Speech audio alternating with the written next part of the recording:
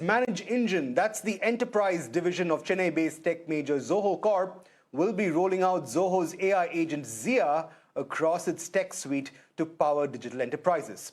What the move does is enable Manage Engine's clients, all of whom are large enterprises, to use the company's AI agents to improve efficiencies and automate processes across a bevy of verticals. In an exclusive chat with me for South Central, Manage Engine CEO Rajesh Ganesan said the use of AI across companies has not hit optimum levels yet, and that AI itself is far from autonomous thanks to companies using agents as merely assistants. He also weighed in on Zoho's ongoing deliberation over whether to get employees to work from home or keep turning up at the office. Here's a slice of that conversation. For people in tech, AI agents are not new anymore. We've been talking about it the last 1-2 years. What is different? Zoho Corporation, which is managing division part of Zoho Corporation. Zoho already rolled out the AI agents capability for other business functions, your sales function, customer support function, finance function, all of that.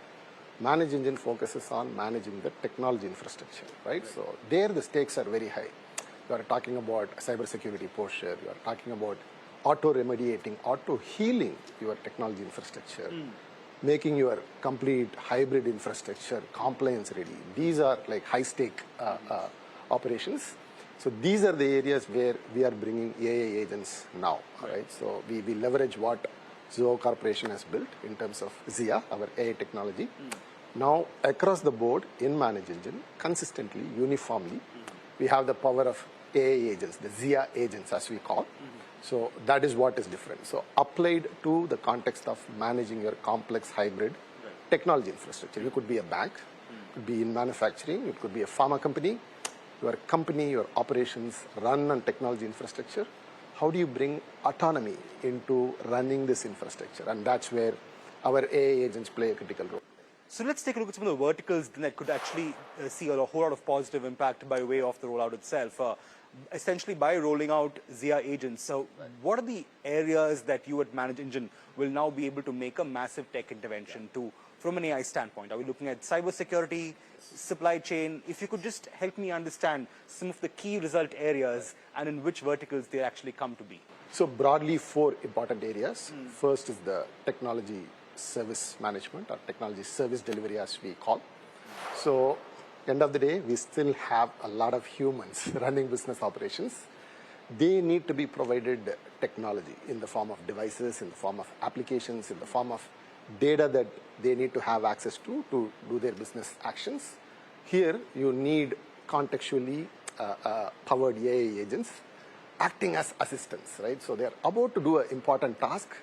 What about an AI agent giving them good context, giving them good inputs, good insights that can make them very productive, right? So say, for example, you will have service desk teams in all these companies, right? So who are helping their workforce get to their actions. So they raise tickets whenever they have a problem. For each of the problems, the technicians need not spend all their time. You can bring autonomy. An agent could look into the ticket, look into the problem, understand what that is, directly talk to the end user and fix the problem. So this is one area where service management gets autonomy. The second area, of course, is very important, where it is about cybersecurity, where when things go wrong all the time, and every company has to assume they are under attack all the time, and every time an incident happens, you need to run a series of steps to do the investigation, do the forensics. This takes a lot of time when you do it manually. There again, we are bringing the power of AI agents, which could do like weeks of work in a matter of minutes, right? So how do you do good correlation, good anomaly detection? How do you do multi-step investigation, looking into various sources, terabytes of data, bringing insights? That is one. And the third important area is managing your endpoints. Because you are working out of Zoho office today, managing an office today with your corporate device. How do you make sure this doesn't come under attack?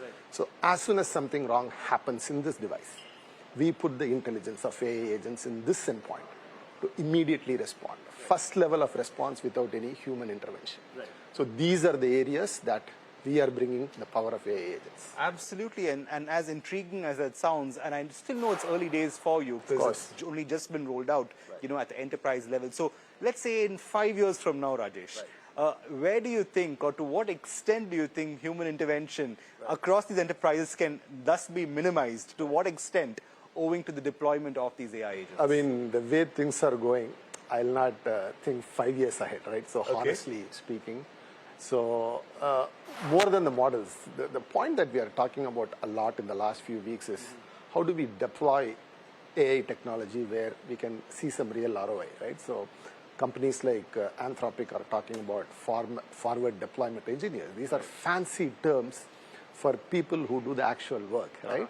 On one side, AI is a proven technology. It can do magic, but can we take that magic, apply to the real world problems and see outcomes, right? So that is where I want to see something tangible in the next 3 months, 6 months, or in the next 12 months. This is where even AI companies are starting to focus a lot on, talking a lot about. But in terms of the reduction of human interface in these areas which can now possibly be replaced by AI You know agents? what? That is why they are inventing these fancy terms like forward deployment engineers. They are not calling it forward deployment agents. They are calling it engineers because engineers are humans. We will see what happens. So humans will continue to make AI work and not the other way around. That's a very optimistic outlook, and I'm sure, and I hope it comes to be, especially given that we're at an inflection point with regard to just how AI agents can change the world around us. Demand. Yes. You work at an enterprise level, you have some of the biggest brands using your products. What is the demand number at this time and place when it comes to AI agents from your clients and your customers? And how is that demand number likely to grow in the near to medium term? So at this point, 2024, 2025, companies were running AI pilots. 2026, we are starting to see AI in production. But the numbers of my cuff global perspective, they are not high, right? So very few companies have managed to put AI on production and see real outcomes. Even that, not across all business functions. Maybe some level 1 support, some rote automation with intelligence is what companies have been able to manage. Cybersecurity, like I said, things like correlation, things like anomaly detection, where AI is more used like an assistant, as an analyst.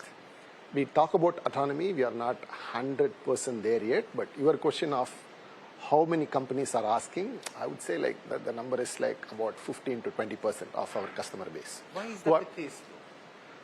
Because we have to we are a company, right? Technology company. We do a lot of software development. The one area where we have seen real productivity boost is generating software, right? So most other business functions, we have applied to all functions, but we still have not seen the outcome that we really were promised, right? It's still not there yet. Not because AI is not capable, because there are so many other aspects. User experience is one. Data privacy is one. Security is one. We are a global company. Every country that we deal with, we have laws that we are expected to operate under. These are places where we still have gray areas, which is why we are not able to move as fast. The same applies to a lot of companies. There are a lot of roadblocks still. I'm talking about all this. The other factor is also how much power and cost it takes to run AI systems today, right? So if you follow, Sridhar has been tweeting about it all the time. Absolutely. AI was a compute problem. Today is a token problem, right? So we are not able to forecast for what kind of tasks we can effectively, efficiently use AI today, right? So we are a company of 18,000 people. All of us have access to different AI systems. Who's using for what purpose, right? So we have to bring some order here for us to really say AI is a very efficient model to do business functions. Most companies are still figuring that out, which is why they are not going all out. The number is not 100% yet. Absolutely. But the optimistic me tells me the number will keep going high. And remember, there'll always be forward deployment engineers and not agents. And as optimistic as you are, and those roadblocks notwithstanding, is there a timeline that you know that 15% could perhaps grow a little more? I know that you're hopeful of it happening, but the question, Rajesh, is how soon can it happen? We are a software development company. One rule we have internally is don't ask timelines. It will come for sure, slowly but surely. Okay. Here again, a conversation like this, you are in media, so you want numbers, you want timelines. But what reality has taught me in the last 2 years, the breakthroughs happen when you least expect them, right? So I'm optimistic this will happen. Sure. Because AI, I keep repeating, it's gone beyond hype. It is definitely delivering substance, definitely delivering value. It is up to us to figure out the most efficient way of seeing outcomes out of AI. That is where I cannot put a exact time frame saying like in the next 3 months we'll be there. When will AGI be there? These are all things that we'll worry about when we get there. The first focus is getting AI to work. Absolutely. Let's talk about differentiators, Rajesh. I think the one aspect that Zoho and Mgmt have been talking about for the longest time is the privacy aspect. Exactly. And many would also argue that it is this feature that sets you apart from competitors, including the likes of Microsoft or Salesforce. Does that continue to be your big differentiator when you stack up against competition, or is there perhaps more? This is the most fundamental of the differentiators because it's not just for AI. When we started the company 30 years ago, this is a conscious choice that we made, right? So we will make revenue by selling software licenses, never monetizing customer data. It goes to mid-90s. We continue the same value, same philosophy today. And today, that sort of serves as a vindication to the conviction we had back then. This is still truly the differentiator because many companies have cool technology, but on the back end, you have data going to an Anthropic or an OpenAI or to a Meta. So where your terms of service, your privacy policy to your customers is actually what you have with those other companies. Right. Whereas we want to be 100% responsible, accountable to what we say to our customers. That can happen only when we have our own AI technology where the data from our applications, or I should say the data from our customers, stay only within our infrastructure. And today we can confidently give that commitment. So that is truly a differentiator because we talk about digital sovereignty as a very, very important factor going forward, right? So countries and nations and companies are starting to realize how important it is, especially in the context of the geopolitics that we are in today, right? Sovereignty, self-sufficiency, having full control over your data, your infrastructure is very important. I think it's more foundational and fundamental than just a differentiator anymore. Right? And you see it continuing to remain as is. Absolutely. It's only going to be demanded a lot more, more directly. Absolutely. Before I end, let me ask you, what are the growth prospects that you see for Mgmt itself, both in terms of revenue as well as customer growth? Where do you see those metrics going from here? I mean, we did decently well in 2025, so good double-digit growth. We have had a very good first quarter in 2026 as well. Better than what we expected. We are private, we don't disclose numbers, but from how things were, you know what happened in the world across geopolitics in the first quarter, we ended it really well. And the forecast is also looking really good. Primarily driven by the way how we execute ultra-locally in each of the regions, each of the countries. Right. How we have both the cloud and on-premises model, the flexibility that we give, the distribution channels that we have built, and the engagement models that we have built, the 23 years of expertise and the ecosystem, all of that augurs well. So 2026 is looking really bright. And you're equally bullish about growing customer numbers as well going forward? Of course, yes. We are adding more products into the Mgmt mix, how the products are coming together to be this single platform that is called Mgmt. We were a set of products some time ago. Now we are going after mid and large enterprises across the world. Regions like India, regions like the Middle East, regions like Southeast Asia are like picking up really well. So Latin America is one, Africa is one. The diversity also helps, where we are seen as a global force, technology provider. So all of these factors, not just the products, not just the offerings that we have, also the kind of business that we do, the model that we have is also helping us quite well. Last question then. There's been so much talk and so much debate in the recent time about Prime Minister Modi's call to work from home again, much like COVID. I know for a fact that Zoho has seen its own internal deliberations with regard to that process. I think Sridhar once tweeted about possibly rolling out a partial WFH. Just yesterday, he spoke about, perhaps that may not be the best idea. We will, of course, go back to working from the office.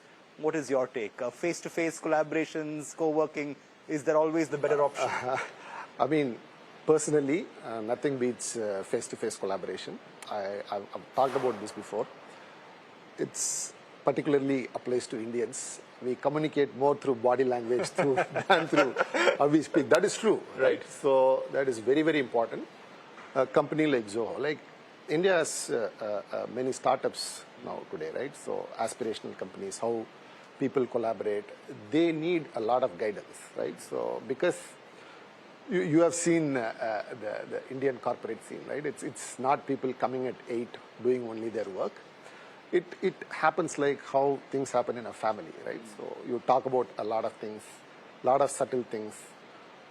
At least in this floor, most of my important conversations happens on the pantry, right? So never on a formal meeting. I'm just curious though, Rajesh. It worked well for you during COVID. Some of the greatest growth numbers, in fact, you've seen. Then we had no choice of coming to the office. Right. But when I have a choice, I prefer to be in the office. It's not like I want to be always in the office, but important conversations, office is better, right? So it doesn't beat being in the office. COVID, we had no choice. If we had no choice, but what Prime Minister Mr. Modi said, we have a choice now. You can go electric. You can do things. You can have options now. So you can prioritize working from office. That is the stand that we have taken because of how many young people we have today in this company and how much guidance that they need in terms of how they can have clarity. Having clarity is extremely important. With your role, with what you do, with how your work impacts customers and the business.